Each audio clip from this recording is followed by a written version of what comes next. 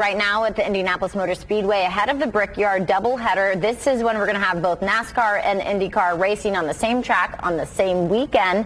We have team coverage this morning at the Indianapolis Motor Speedway, starting with News 8's Lakin McGee. Lakin, you can clearly see from your shot, very windy. What's the latest there?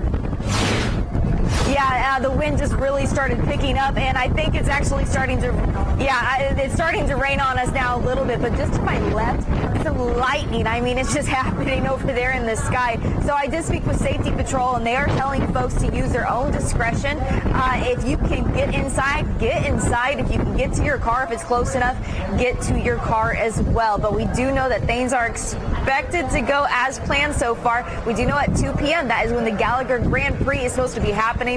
They're out right now looking at the track. I can see I think trying to see if it's safe enough for them to get out there and practice, because we know that there still is going to be practices going on. But I can tell you that there's going to be more than 100 racers out here for NASCAR Cup Series, NASCAR Xfinity Series, and NTT IndyCar Series. This is where they're all going to compete. It's going to go through Sunday. The president of IMS, Doug Bowles, tells me there's a real urgency for the drivers of the NTT IndyCar Series to get to the front and make it to the championship.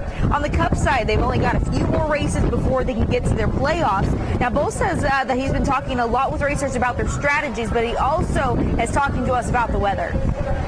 So we're closed right now for lightning. Obviously, you can see it's not raining here right now, but for lightning within 8 miles, so we've closed them until that gets through. So hopefully here in the next 20 or 30 minutes, we'll get the gates back open. Right now, everything's on schedule. The good news is people can run in the rain.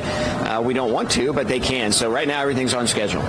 And let's go ahead and take a look at what you need to know for the weekend. General admission starts at $40, and of course, you can always pay a little bit more for those reserved seats in different sections. Fans have had access since 7:30 this morning to the Premier League. They were able to watch it out here at the Pagoda, but of course, with this weather advisory, they've had to disperse a little bit, and the rain actually just picked up a little bit. Let's go ahead and show it right over here if we can, just pan a little bit. I don't know if you can see it raining from the point of view from the camera, but it just picked up right now.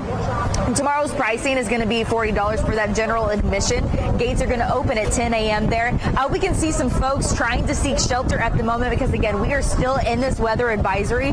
So you're going to want to be careful if you guys are already out here. Folks, if you're at home, with those gates being delayed and opening right now, if you've got family, friends out here at IMS, make sure to give them a call. Tell them to seek shelter because we are still seeing a ton of lightning out here.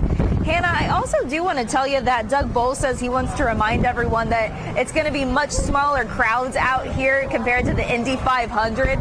So it's not really going to be folks shoulder to shoulder when they're out here. So go ahead and get those tickets. Come on out. There is still going to be activities all throughout the day. There are going to be some behind me. Lots of activities going to be going on behind me out here as soon as this rain and the weather clears up. So it's going to be a good day, hopefully. Fingers crossed.